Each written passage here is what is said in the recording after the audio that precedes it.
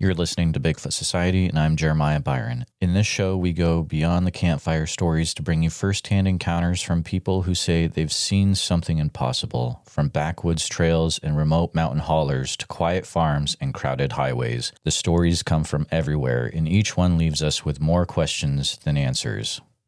These are the voices of the people who've lived it, so settle in, because today you'll hear another account that just might change the way you see the woods forever. So stay with us. All right, Bigfoot Society, you've got the privilege of talking to Will today. Will is a YouTube listener that reached out to me after hearing a few episodes of the show, wanting to share some interesting things that have happened to him over the years. So welcome to the show, Will. How are you doing today, sir? Good. How are you? Doing great. It's actually a pretty nice day out here in Iowa. I can't complain. 65 degrees in November. Who knew? What? Yeah, it's weird. Wow. We'll take it for now. I'm calling you from Washington State. I'm actually at Mount Erie right now. Oh, okay. Awesome. A big fan of the Pacific Northwest, as you may know from listening to the show a bit. But Will, I'm excited to get you on the program. I know a little bit about what we're talking about, but you were actually telling me before the show started that you have a little bit of groundwork to lay before we get into it, maybe about how you were listening to the show and things of that nature. Oh, yeah.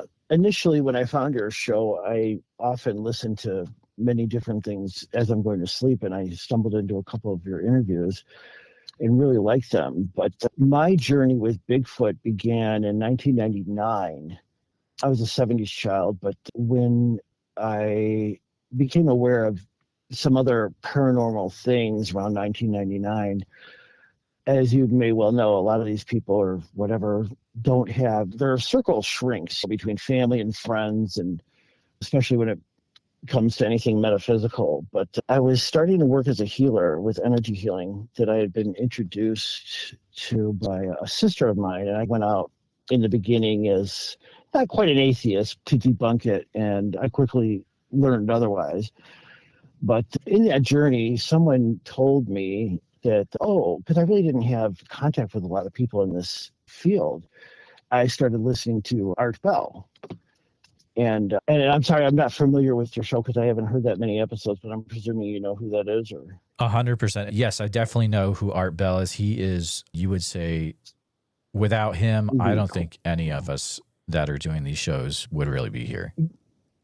Exactly. So when I became acclimated to his material, the guests were so numerous and the topics were so vast that it just became, the more you learned, the less you knew. And Bigfoot was on his program throughout, different guests and stuff, but I never really was heavily into it, but I would listen to those shows. And I was born and raised in Chicago near O'Hare Airport. So growing up, we weren't really in the woods, but I never really, I've heard of Bigfoot. I didn't really believe either way. And I was always a feel it, touch it kind of guy. You got to prove it to me. What do you got? But when I started delving deep into Art Bell show with different guests, one Bigfoot show in particular kind of stuck with me. And I don't even think the guest was initially about Bigfoot, but it was a woman who, as a young girl, was sleeping over at her grandmother's house, and she looked out the window, and they were in some rural setting, and she saw her grandmother at the back food shed. It was winter, and she was giving Sasquatch salmon and other food. And it changed her life. She was just like, what's going on? But in my mind, I couldn't fathom that because I didn't really know anything about Bigfoot. Is that even near any reality? But so I never really delved deep. And after hearing your show, so this is 1999, and over the years, I've heard so many different shows, and things of synchronicity and coincidence just never cease to amaze me. But some of your guests started bringing things up that really got me to not only dig deeper, but I was like, I should go on a show and share a story or two. And it just morphed the more I listened to things that related to things that happened to me that I didn't even know were connected to Sasquatch. So I was calling you from Mount Erie, and most recently I had heard I forget the gentleman's name, but interesting guy. But he talked about bird calls, and that the difference between the regular owl call that we know, but without a tail, he was saying that's a Bigfoot. And so I thought that was really interesting. And I was up here in Mount Erie with a friend of mine, and as soon as I got done relaying this information, we start hearing owl calls without a tail. And it was just like, yeah, it's just one of those moments. It's just because we're all used to hearing the owls here, and it's bizarre. But I think one thing that really triggered me that was I had a friend of mine who was also experiencing in 1999 a metaphysical awakening and was looking at all these art bell topics. And we spent a lot of time outside under the stars, if possible, talking about these things and whatever. But Chicago is just known for overcast. And when you only have a weekend to get out, you're going to pick them wisely with good weather and clear skies, and especially if you're into stargazing. You're not going to go out of your way to waste your time. My friend and I drove from northern Chicago to somewhere in Madison, not in the city. We found a campsite, and he had recently started a new relationship at his work with a woman, and we were joking about, if you're familiar with the show Barney Fife, whatever that show was, the Andy Griffith show. Oh, sure. But this woman was really infatuated with him, and he's the bad boy, but it really wasn't. Like, oh, you're so strong, you're so brave. And this turned into him and I at the campsite near a nice fire, going on and on about, oh, you're not afraid of anything, are you? And it just laughing. And right at maybe a minute into this, where we're just laughing hysterically, we're behind this picnic bench, and there's a fire pit going. A tremendous, just the loudest crash of, like, I can't even say it was a tree, but it sounded like huge.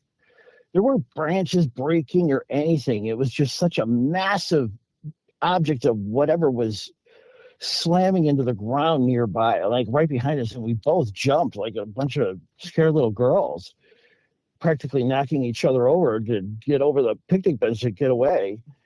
And it was one of these moments where here we are saying, oh, yeah, you're not scared of anything. And realizing that there might be an understanding here with the Sasquatch of having a sense of humor or a psychic connection or a playfulness. But it was terrifying for 2 seconds. So we were like, oh, my gosh, we recover and fire's going in. One of the things that triggered this was over the past, I don't know how many years, I bought one of his books. So I started listening to David, Missing 411 Pilates. And some of the things he would say about his cases where weather would come in unexpectedly, snow or rain or whatever, and it would hamper any kind of efforts. And so as soon as this happened by the fire, we just standing there a little stunned. And because obviously nothing's around, and you just had this tremendous noise. And all of a sudden, it started to rain like buckets, just fat downpour, hard rain. And as I mentioned earlier, we drove all the way up into Wisconsin for a clear night under the stars. We weren't about to go anywhere if there was any chance of rain. And all of a sudden, we're in this monsoon, and we had to get into the vehicle, and the fire we had was small, but it was intense, and we literally had to jump out of the Jeep and throw more firewood on it to keep it going. And it almost put it out, but it lasted for a good little bit, and then it was gone. So at that time, I didn't even think that was strange. But when other people started talking about like the silence or the deafening quiet, no bugs, no birds, no wind, no nothing, it is a very eerie thing. Not scary, but it's just odd. We've experienced that. But we were never really like, oh, that was a Bigfoot. We never even were thinking that at the time. The silence experiences that people have. I've been hiking with my family in Oregon and seeing some different waterfalls and stuff. And one time I had to run back to the car to get something, and I would catch up to them. And about halfway back, I just decided to sit. I had what I needed, and I was going to catch up to them. And I was sitting there, and it was just this deafening silence. The stillness was just palpable. It was just bizarre. But I ended up getting up and then just moving, and nothing happened with that. But there is a certain type of energy to that, almost like a blurriness that's unexplainable. But I didn't think of that at the time until I heard other people talk about that.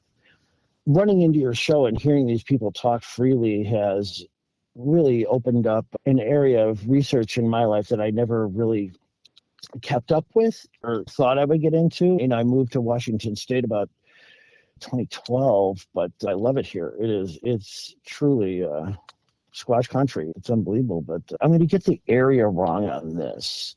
I was camping with a friend near, it's Route 5 and 20, I believe, running south of the Skagit River. But there's a series of normal roads that follow the river and then go off into some logging roads up there.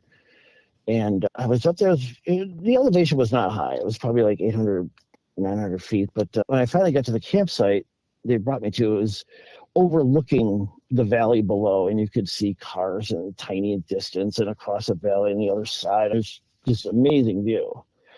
The person I was with was not into Bigfoot or metaphysical things or whatever, so I never really brought that kind of stuff up. And I've noticed this pattern where if someone you're with is not into that or psychologically prepared for that, I typically don't see anything. But since 1999 up until whenever, most recently, I have had multiple visual experiences with UFOs that were varied in different ways.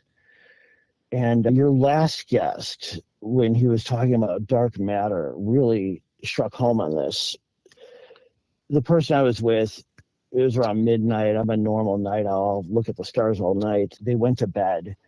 So about 1 a.m. or whatever, I am standing by myself there and next to the fire.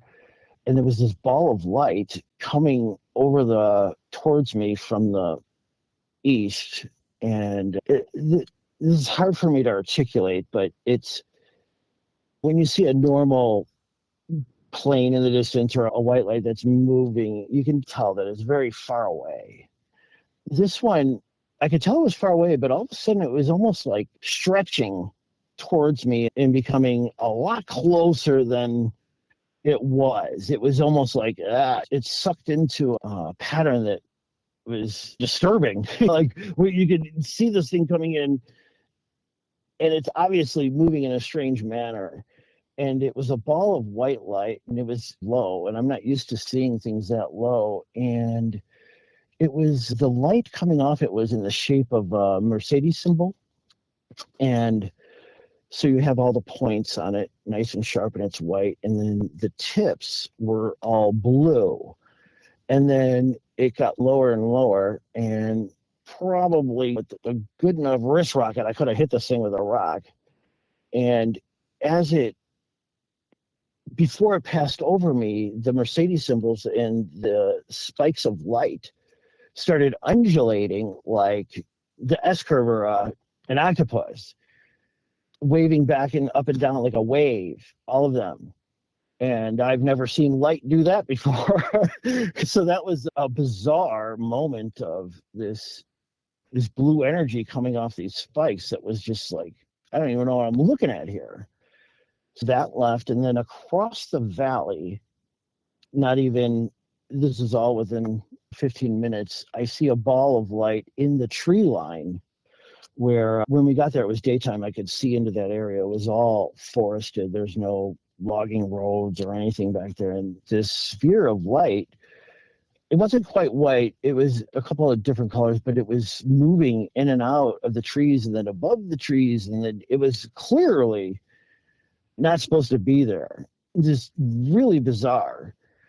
And so at that time, it was an interesting. I didn't even bring it up to the person the next day. I don't want to freak them out or anything. I personally believe that Sasquatch are real and that they are intelligent beings and they are a race derived from, they're not wild animals. But some of your guests were talking about psychic connections. Like once this encounter happens, they start having encounters sometimes at their home very far away. I've never personally had something like that in my house or anything, but the energy level and the psychic thing is a strange one. I've never felt threatened by a Bigfoot, but I was in Colorado in the Rocky Mountains, and I was by myself, and I was there for a UFC conference. I was working it, but I went up by myself into the mountains, and I was armed, so I wasn't all that nervous. And there was got up into an opening where cars could move and traverse and turn around off of the switchback of this elevated area. It was, once again, middle of the night. It's pitch black, but it's dead still. And just starting to get that hair on the back of your neck, like something's watching you. And I didn't feel like dread or in danger, but it was definitely very off-putting. And looking back on that now, at the time I didn't know that. I just thought it was intuition telling you, get out of there. I do believe that incident was related, where they were there and they did see me or whatever. But there is definitely something with the term infrasound, or whatever, the deep sounds like that tigers can, elephants can do and everything. Sure. There is a pattern there that I had not realized, and that I have encountered, that where there is a vibration to the air and almost like a blurriness. Like, there was another time I was in Colorado, south of Denver, and the weather was a little cold. It was off season, but same guy, we went south to go to a camping spot on our way somewhere. But we got to this campsite out in the middle of nowhere, this area, and it was technically closed. And we drove all this way, and we got camping gear, and we're not going back to any town. So we just wheeled our way in there with our vehicles and set up for the night with a fire and had a couple drinks. And he was a hard alcohol drinker. He liked vodka or scotch or whatever. And we're sitting there having a fire, and we're up on a hillside, and that energy, that there was no sound. It was just an energy that started inundating the area. And it wasn't negative. It was just there. And all of a sudden there was this major cold snap. I mean, like an unbearable cold snap. And weather can always change in the mountains on the drop of a hat, but we're prepared for this stuff. But it was like we had a roaring fire and our food and our drinks out there, but we actually had to retreat to the car, turn on the heat. And I had my dog with me at the time. And I just remember, like, wow, this weather came out of nowhere. And it was like a dangerous cold. And we spent some time in the car heating up, and there was, looking outside the car, there was enough moonlight or whatever to see the trees and our fire up at the campsite and stuff. And there was a certain, like I said, a blurriness and energy, to almost surreal, as we were sitting in the car. And we both didn't really realize what we were dealing with. It was so cold, but that went on for a while. And there was some movement in the trees that I don't personally believe. It wasn't the typical big 15-foot individual, but there was some peeking going on of maybe a smaller one. You're out there and you're like, oh, my eyes are going to play tricks. It's dark, whatever. But we ended up getting out of the car after we warmed up a little bit. We went back up to the campsite, but the fire was still going. And his hard alcohol drink had frozen in its glass. And this guy doesn't pour him light. It's like, so it is sitting next to a fire and a cup holder and a chair. And this drink was frozen solid. Like, wow, that's a little unusual. So at that time, him and I did not think that was a Bigfoot by any means. But I was just putting that together years later, that we had these experiences. There's another area, northern Washington, I'm going to say Linden or whatever, but when you're headed east into the mountains there's some logging roads. I remember, I think it was called Paradise Valley Road.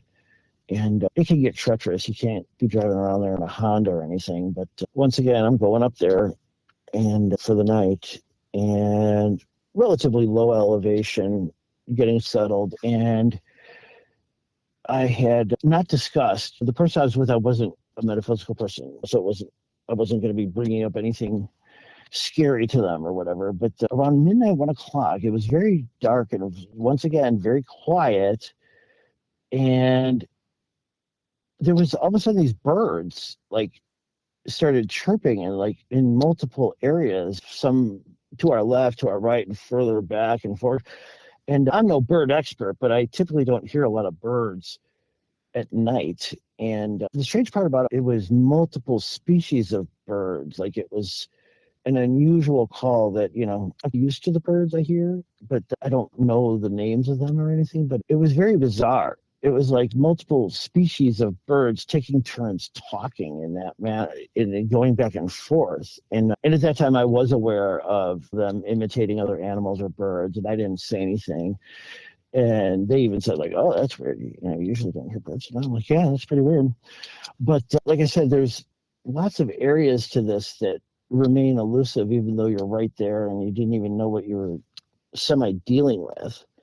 I think that I meant to write down your guess about the dark matter, but he was talking about the blue shift and what's in the visible spectrum. I do believe that is definitely a play here where somehow they're manipulating energy and the immediate space in a way where it is blurring dimensions or it's rubbing. It's hard to explain. It's a fascinating theory. And the individual that we're talking about, Dr. Simeon Hine, that book that he's written, the one that we discussed, Dark Matter Monsters, is really worth a read if anyone is interested by what's being brought up by Will right now. It really puts some good theories out there and puts a whole different look to the whole hitchhiker phenomenon, but looks at it a different way. The one thing that really intrigued me about him is I bumped into that interview unexpectedly, and his ability to, I can say after many years, followed Art Bell from the late 90s into his retirements, and the people that were brought together under that umbrella led to so much knowledge in different areas that you could spend a lifetime looking at all these things. But he probably in a long time introduced me to something that I was not exactly familiar with and wanted to know more. Yeah, fascinating fellow and very sharp. You brought up something a few times, which you mentioned that if the person you're with is not prepared, then you're not going to have a Bigfoot sighting. Can you go into that maybe a little bit more? Like, what does one have to do to be prepared in order to usually have sighting? Oh, boy. That was a long process for me and my friend that went through that together over the years of listening to our bell. And sometimes be careful what you ask for because you're going to find out. So him and I would share these experiences, and we were initially like, where are these UFOs? Where are these things? And we would actively try to see these different things. I don't know what the tie is, but when I can't even remember when, but we started seeing UFOs together when we would take the time to sit and look. And then sometimes there would be people with us who, like I said, may psychologically not be strong enough for that, or it's not their deal. They would not appear. I wouldn't. And then as soon as they would go, they're all over the place. But I've also had it too where I have seen anomalous things moving in the sky and tried to point it out to somebody and they just could not see it. Like there was it's like, no, I can't see what you're talking about. So I quickly shut up. Like learned my lesson on that one. There is a tie between these balls of light and Bigfoot. And I don't know what that is, but I guess since I didn't live in Washington for so long, when I first moved out here and even started thinking about Bigfoot again, I didn't avoid the negative stories, but there's a lot of garbage out there too. And the sincerity of some of these people's testimonies over the years, you can only look at so much. And so I've always erred on the side, just like people, there's good people and there's bad people. And I'm sure there's good Sasquatch and maybe not so nice. And hopefully, I think we talk about healing energy and different healing incidences with Bigfoot and other people and their injuries. I've often wondered when I look back on some of these weird energy experiences or whatever, I never felt threatened. I may have felt a little uneasy or something, but I was never felt like I was in danger, because I do believe they can look at a person's heart, their demeanor of who they are as a person. Here, like hunters have a lot of problems. They either get chased out or they're throwing rocks at them or scaring them or whatever. So I don't know what that is, them defending a territory or whatever, but it seems to skip people. Like, for whatever reason, they had semi-large rocks and boulders or small rocks and just encouraged to leave. I've never felt like that I fit into that category of being chased out of an area or scared. Oh, sure. Do you think it has something to do with the, I guess a few times on the show it's been brought up, like there's maybe a certain frequency that you have to be operating at, or the intention of the person has something to do with it? Exactly. I'm sorry, I was drifting there. Oh, you're great. These topics just go so many different directions, but I started working as a healer in 99, and being raised in Chicago by a Christian family, typical normal holiday Catholics. I was the atheist of the family. I never bought into it. It just wasn't for me, and I didn't have any answers, but I knew I just was not comfortable with the religion. So they always knew me as a stout skeptic on anything. Of course, when I'm 30-something years old, and say, oh, by the way, I'm going to start doing healings for people and working with this energy. But they don't know what to think of that. And your friends and your family circle shrinks.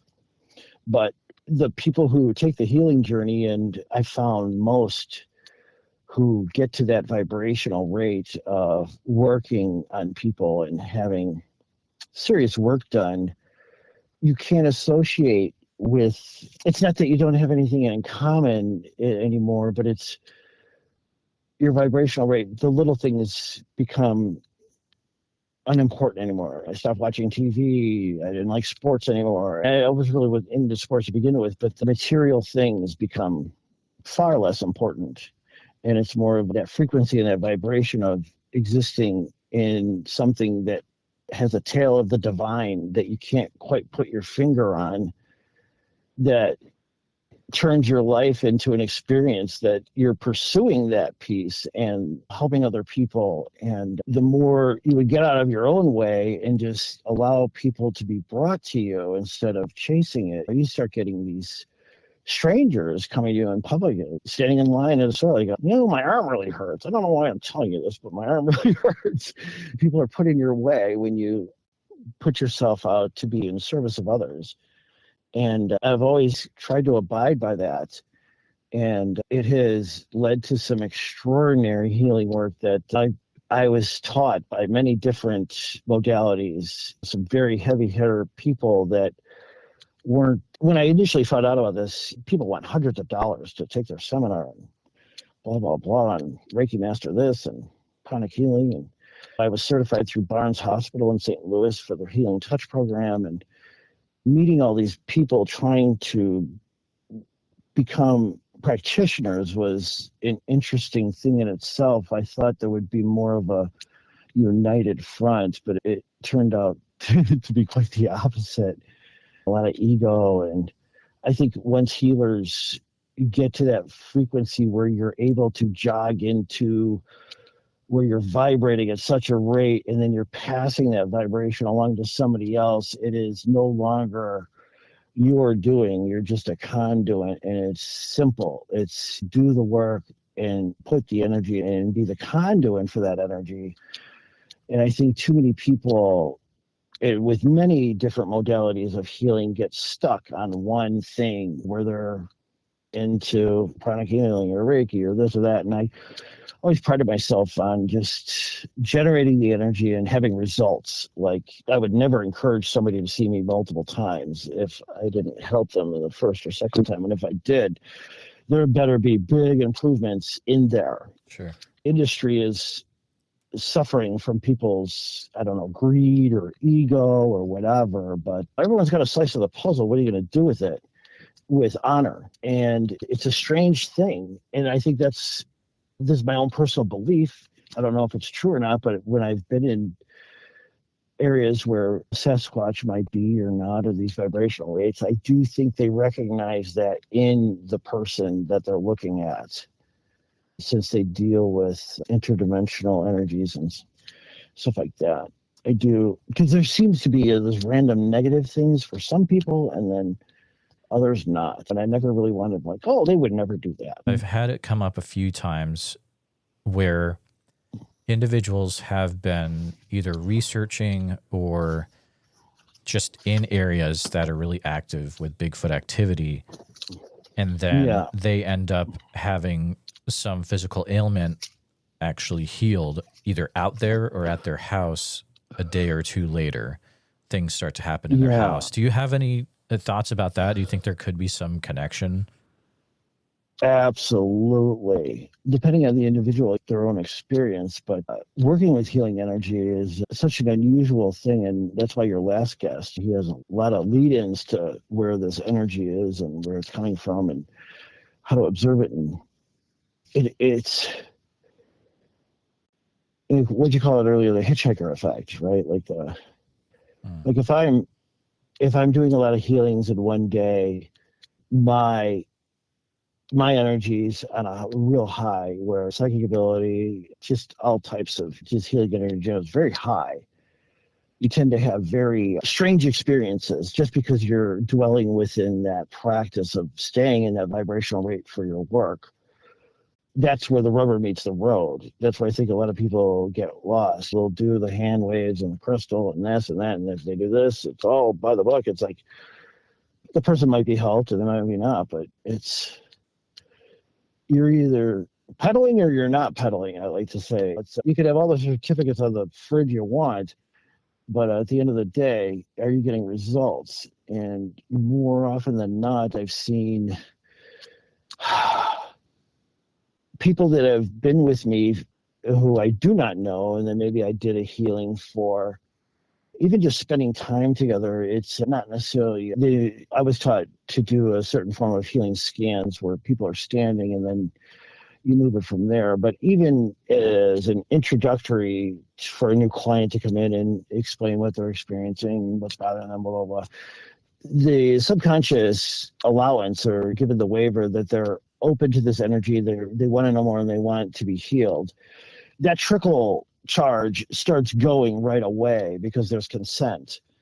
And where all of a sudden they start yawning and just like, oh, I was fine just a minute ago, but I gotta like pass out. And it's literally because their electrical system is resetting itself and they're trying to heal, and the body's telling them, like, you need to go to sleep to heal yourself.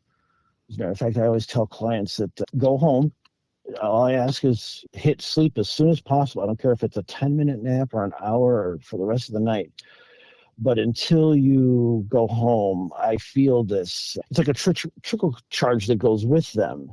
And I can feel when it stops. And people often go home and now they're experiencing a higher vibrational rate that is like a false sense of strength or security, where they're like, oh, I'm going to start vacuuming or talking to my friends or doing all this stuff, where they're really just has this temporary raise to their vibrational rate where they're not as strong as they think they are. And until they go to sleep and enter that healing field, it's a thing. But I've also seen, so with this, what you call it, the hitchhiker effect, where people within this vibration experience a heightened intuition, all types of things, where they were never really in that realm. They didn't have metaphysical experiences, and all of a sudden they know when people are calling or different things or what people are thinking, all types of spontaneous abilities that I think they're always there. But it's when you raise your vibration that you start accessing some of these areas that are pretty vast. It's strange, but I do think that Sasquatch has a tie into that. They definitely are into the resonance, and I do believe that they are kind enough to do something like that for somebody because they can see their heart. Yeah, absolutely. I've been in situations like you mentioned earlier where you're in the same area. So I'm in a certain area in Oregon. Certain people are there. Nothing happens. those people are then out of the equation and other people are there and it goes bonkers. It really does come down to the type of person you have with you. It does. And half the time I'm just not bringing it up because I don't want them to feel bad. Like, oh, what do you mean they're not coming out because I'm here or something? But it's a pattern that you see over and over again. It's just a lot of the people that come to me for healings are normal, everyday people that'll come where their knee has been bothering them for years. They had some surgeries or whatever, and they've exhausted everything. And somebody said, oh, you should go see this guy. Most of the people that encounter me is like, yeah, they do have a sore knee, but there's a much deeper, important reason why they're coming to me.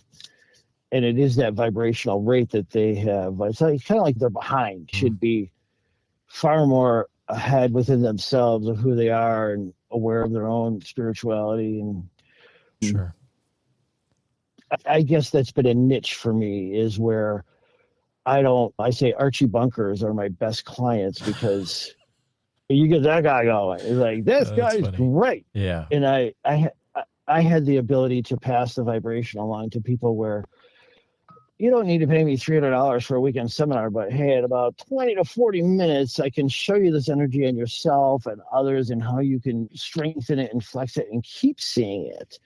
Everybody can do it. It's just a matter of raising their vibration enough to where they can see it, and then they can take it from there.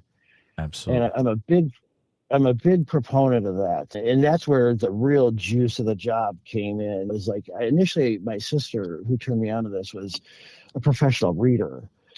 And so initially I was like, yeah, you do readings, that's great. We could still do Thanksgiving, but you're a little... And so she taught me how to do the readings, and I did them. And yeah, there I am, kicking myself in the face, like there's something here. So I pursued that. And initially when the healing was called, like put in front of me to do, I rejected it. I think like, oh, well, I'm your own sick people. And this is way more fun doing readings and meeting people and socializing and blah, blah, blah. But once I got into the healing work and saw what that could do to somebody's life in a matter of moments, it was like hands down my true passion. You get somebody who comes in and can't even walk, and then they're walking out of your house with a gait, and they haven't walked like that in 4 years, and they're seeing energy, and that's the real juice of the job of seeing people moving forward like that. Absolutely. And they do come back. Sometimes I've had people come back to me years later that I never knew them, or they didn't know where I was. And like, ever since I did that, and it sent them on a trajectory that really changed their life. And I'm really proud of that. And it's just like, you do that anonymously enough times and you'll make a difference. Yeah, it is cool when you find what it is that you're supposed to do and things start to click and you're like, oh, I'm making a difference in the world now. This actually does happen. It's not just the movies. Yeah. There's something I want to bring up and get your take on. Just because it's a pattern that's brought up in the community a lot, and it's something I'm still trying to figure out and just see if you have any thoughts about it. On the one hand, there's people that say that, yes, okay, I was out in the woods in a Bigfoot area and I got healed. My leg is better. My back is better. However, there are people where they have noticed that there seems to be like individuals that have spent a long time researching in areas that have Bigfoot activity, and then they end up coming down with things like, let's say, cancer or really bad health-related issues. Do you think then that this can have a negative way, or could that just be completely unrelated and maybe just a coincidence? As far as the negative, especially, I'm always liking to cut to the bone. And most of the time, the people come to me for healing and have some serious problems, it's actually emotional based or a diet. It's very simple. It's like you've poisoned yourself mentally or physically with food for 20 years. Of course, something is going to fail. But they don't want to hear the real answer. They want a pill or something. But when it comes to that, there's so many different people. You can see examples of this where they come into contact with different craft or whatever, and they don't even touch it. They get close and they get sick. I don't know, like that guy in Brazil, when he carried that thing to a hospital, he had an agonizing death for a period of time from some bizarre infection from him touching that thing. And I do, for my own personal believe that Sasquatch and UFOs are heavily connected. There can be a resonance that, depending on like what we were saying, if somebody would go into a heavily researched area and then come out with certain forms of cancer. Or... There's just been multiple individuals over the years that were also researchers, but then had, like, let's say, really bad heart attacks, bad cancer. But at the end of the day, that could be related to, as you said, diet, health, not potentially taking care of themselves. Right. It's one of those things to think about, but you are correct. You're mentioning stuff where, and the examples you were mentioning were related to UFOs and not Bigfoot, just for people that might not be familiar with those examples. The gentleman was carrying like some sort of UFO, correct? I'm sorry, say that last part again? Was it down in South America where you said there was an individual that was carrying... Oh, yeah. He was carrying an actual alien being. Oh. They did a special on it. It was in Brazil or something, in the 90s. But yeah, there was supposedly a downed craft, and then some kids saw these alien beings, and then so the townspeople were up and looking around, and one of the firemen or the policemen or something saw one of the beings in the bushes, and they went and actually got it, and then brought it into town. And that contact with it, whatever was on it, and people said it smelled foul. It was like not of sulfur, but it was just this putrid smell or whatever. But I think that just like energy, years ago, I was writing an article for a martial arts magazine, and I contacted a martial arts guy on the West Coast, and I said, "Oh, I'm a healer, and I'm writing an article. I'd like to ask you some questions during an interview." He's like, "Oh, that's great." And I didn't know anything about karate or jiu-jitsu or any of that stuff. I just wanted to get his professional opinion on different areas of energy work. And he told me, because I said, excuse my ignorance, I'm not familiar with martial arts. And this guy was some heavy hitter in his field, where people would actually go there and live, and for 6 months or a year at a time under his training. And he told me flat out, just because you say you don't know anything about martial arts, I'll tell you right now that his serious students that he has come there, they live there and they work as a healer for 6 months first, because you got to know how to fix something before you break it. And just like a pencil, you can write a poem or stab somebody in the eye. And this energy is could be very dangerous, or in self-defense, or people's thoughts even on a daily basis that they don't even know what they're doing are hurting people, including the people that hurt themselves, where they obsess about certain things and don't pay attention to their health. And like, especially when you talk about cancer and stuff, it's people try to say they're exposed to this, exposed to that, but the fact of the matter is that the human body fights off cancer multiple times a day. And it's up to your body to be running at peak cell division. Those things don't happen. So it's bizarre when people have these anomalous, unexplainable, because I've had relatives too who didn't smoke, didn't drink, healthy lifestyle, died of cancer. It's like, where did this guy get cancer? But especially when it comes to the Bigfoot thing, maybe it's just me being naive. People who dwell in, I don't like to call it necessarily reptile thinking, but lower thinking, where they're obsessing within themselves about negative things, even when they're not saying it out loud. They might be out hunting Bigfoot or putting out seismographic equipment or whatever, but in their mind, they're negative. There's a dog and this in my life and blah, blah, blah. That will get them eventually. And I think Bigfoot has a way of, I have a hard time saying Bigfoot now because I heard one of your guests saying they don't like that. But especially when I'm sitting out here on Mount Erie, it's like, yes, Mr. Sasquatch, sir. But we're talking about these vibrational rates and people getting sick unexplainably. I think there is like when I first started becoming healer, I'm like, this is so amazing that more people don't know about this. And I'm going to meet these other healers, and it's going to be this one big vibrational great time. And it's anything but. And sure. I think there could be a real not terrible, but a real territorial thing here where people find out, like these researchers, and oh yeah, I'm proving Bigfoot. He's right over here. And the next thing you know, they're out there with guns, and they're looking to shoot it, and they don't even know what they're doing. So even people with good intentions of doing research sometimes can be leading something down to a road where they don't want to be exposed. They don't want the attention. Hide and seek champion of the world. They go out of their way not to have contact. Some guy who kept repeatedly coming back and getting closer and closer, it's like, I'd be throwing some frequencies that way to where you don't feel like coming back here anymore and you're too busy trying to recover from something. Yeah, or put that out of the road. Or infrasound easily. Yes, yep, yes. absolutely. You can easily hurt somebody with that. And I could see that to them as like, you know what, we don't need this guy poking around. And you're jeopardizing his family or his territory or whatever. Just theory, but stranger things have happened. 100%.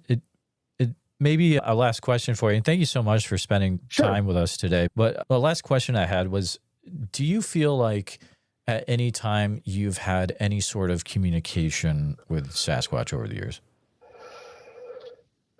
Beyond the energy, no, I haven't had a specific. Now you just nailed me on this. Darn it. I wasn't even going to bring this up. Wait, how are we on time here? What are we We're good. We're good. Okay. So many things have come up since I started listening to your show, and I was diving into some of these other shows and seeing what's out there. And I won't even say names because the people who are into this kind of know of this guy. But within my own personal training as a healer, I do not tell people, I don't read people, and I don't tell them things about their lives and their health unless I'm really hammered with it. I don't like doing it unless it's absolutely necessary. And over the years, I've had a process where if I'm picking up on something intuitively, I have a way to wipe it clean and let it return. Multiple times where I let it return. And so it's very difficult to say, am I thinking of this, or is this a true piece of information from the ether rather than me just creating it in my mind?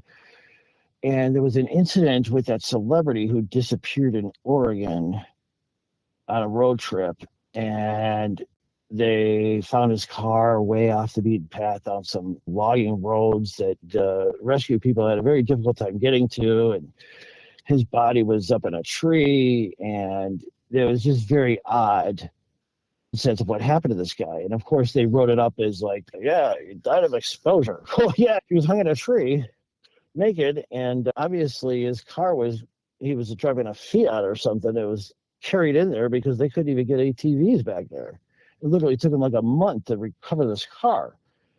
And they found this guy within, I don't know, 2 weeks or whatever. And so it's a very bizarre death, right? And he's a semi-celebrity, whatever. Instantly in my mind, my intuition was telling me, because I like to believe in the good in Bigfoot, like, oh, they're just not going to go kill this guy for driving in. And I didn't know who this guy was. And I used my techniques to look at this, like, why would you do this? And just in my opinion here, I started seeing other comments and other people talking about this individual. So in my mind, that was confirmed. It was like, yeah, he might have just ran into Sasquatch and they saw something in him that they didn't like a lot. I could see that snap. And I'm not saying that's what happened. But if we're going with the Sasquatch theory of like, why would they be so aggressive and get this guy? It's once again, it's that vibrational ray, and they can see through you. That's the only reason I don't see, because Sasquatch go out of their way to avoid people and not have confrontation. And why would they do this? Who knows? But it just seemed very odd that they would do that. I got that answer, and it might be right, it might be wrong. I don't know. But it is a very strange psychic connection. Like, even though you said, have you ever had any psychic connection with Bigfoot? Yes and no. I directly asked them through the ether, like, why would you do this? And I truly believe that message gets through with that intention. But be careful what you ask for. So 100%. That's, man, if anyone takes anything away from this, it's that the phrase, be careful what you ask for or wish for, is extremely true. And oh my goodness, you'll be remembering that phrase for a long time if you keep down this road. I early in my 99, 2000s, when I was doing this whole exploratory thing into UFOs and everything, I initiated some contact there that's a whole story in itself, but it was very, be careful what you ask for. It's everybody wants to do some UFO stuff until it's time to do some UFO stuff.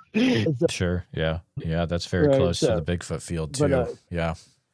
But it is so strange how I knew over the years that they would say that Bigfoot is related to the UFOs and these orbs and these different things. And I definitely can see that correlation now, especially after on your show and hearing these people. I'm like, oh my gosh, that is right. And it is the frequencies, it is the energy, it is. And like I said, I don't know if I'm right, but I've never felt threatened by them. Even though I've had some hair-raising encounters, I never felt in danger. But the psychic connection is one you got to be ready to follow through with if you're going to do that. Yeah, absolutely. I really appreciate you having me on and being able to speak freely. And I think that's where you get the best people when they're just giving their experience. 100%. Thank you so much for coming on. And Will, your email is going to be in the show notes or description for this episode. So if people want to reach out to you with questions, they can do that, right? Absolutely. I think that like most healers out there, the good ones do not advertise. It's all word of mouth. And initially I was not going to put my Dimension Connection email in there because I just wanted to do the story. But now that I've had the experience with your audience and people synchronistically running into bits of information at the right time, I felt that I should put that out there. It's if somebody has to have something change in life for the better, they have that conduit and it's there. Absolutely. Well, again, thank you for coming on and keep us in the loop with if any other interesting things come up for you in the future. We'd love to hear about it, but what a fascinating conversation. And thank you again for coming on the show. Thank you. It was a pleasure.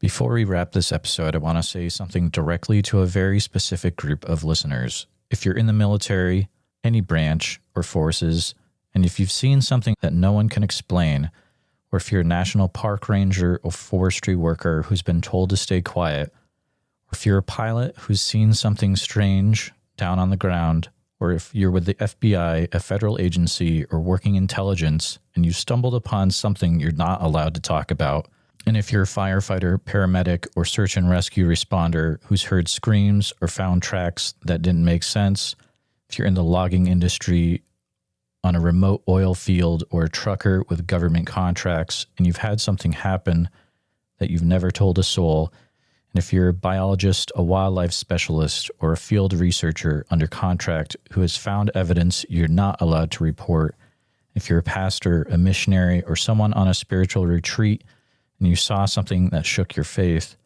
or if you work in the shadows, CIA, NSA, or anything with clearance, and you've seen what the public hasn't, then I want to talk to you.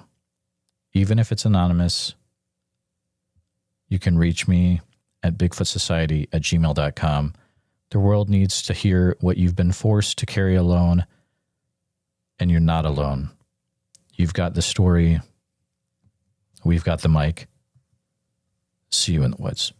Thank you for listening to this episode of the Bigfoot Society podcast. Every encounter we share reminds us that the world is bigger and stranger than we think, and that the truth is often hiding just beyond the tree line. If you enjoyed this episode, please be sure to subscribe to the channel on YouTube, hit the bell so you don't miss the next episode, and share this with a friend who's into mysteries, monsters, or the unexplained. And if you're listening to us on Spotify or Apple Podcast, please follow the show there and leave us a 5-star positive review, because all that helps more people discover the show. And remember, if you or someone you know has had a Bigfoot sighting, please, I'd love to hear from you. So email me at bigfootsociety@gmail.com and let's start the conversation. If you haven't gotten a chance yet, check out our membership community over at www.bigfootsocietypodcast.com. And that's where you can hear tomorrow's episode today, early and ad-free, and members-only episodes every week. Also, it's a place to connect with other people that are into the Bigfoot subject as much as you are. Thanks again for following along with the Bigfoot Society. Until next time, keep your eyes open, Trust your gut and never stop asking what else might be out there, and see you in the woods.